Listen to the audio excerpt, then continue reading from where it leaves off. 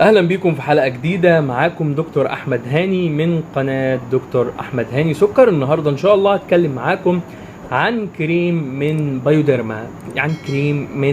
بايوديرما. الكريم ده بيعمل ان هو بيعمل على اصلاح وتجديد البشرة، وليه استخدامات كتيرة جدا، وهو كريم بايوديرما سكابيو. في فرق عشان نعرف، لان عندنا سكابيو كريم وعندنا سكابيو لوشن وعندنا سكابيو ارنيكا كريم. اللي هتكلم عليه النهارده سكابيو كريم، بايوديرما سكابيو كريم. طيب بيستخدم في ايه؟ زي ما قلنا قبل كده يستخدم في اعادة واصلاح خلايا البشرة والجلد. يستخدم فيه حاجات كتيرة جدا. بيستخدم بعد العمليات الجراحية في التئام الجروح. اهم حاجه الجرح اللي عندنا ما يكونش فيه افرازات ويكون الجرح نظيف. يستخدم في التئام الجروح، الدكاتره بيكتبوه بعد العمليات الجراحيه او في الجروح العاديه. يستخدم بعد جلسات الليزر، ويستخدم بعد جلسات التقشير، ويستخدم برضو بعد جلسات ازاله الشعر او ازاله الشعر بالطرق العاديه.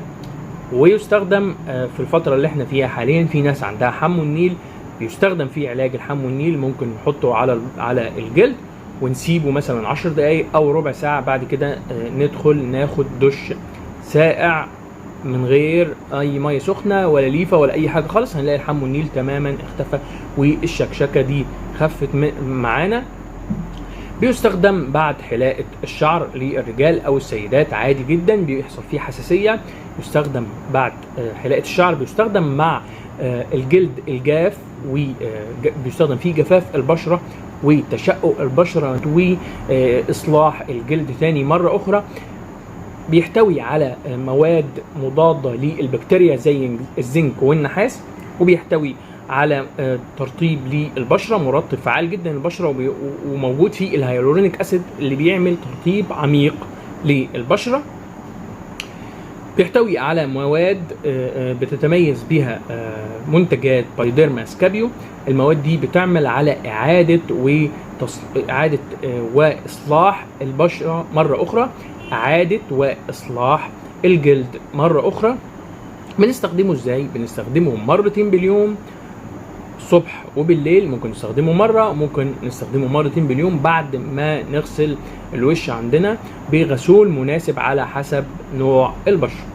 قلنا كده الحاجات اللي بيستخدم فيها كلها، يعني بمعنى أصح يستخدم مع البشرة المتهيجة والبشرة الجافة والبشرة التالفة، وبيستخدم في إعادة وبناء وإصلاح الجلد.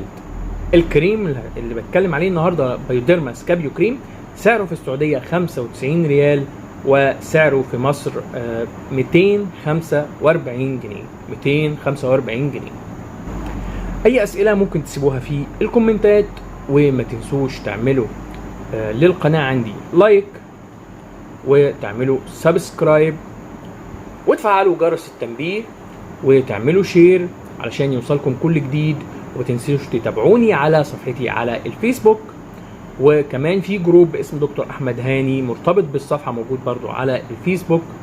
ولو عايزين تتابعوني على انستجرام موجود برضو باسم دكتور احمد هاني سكر.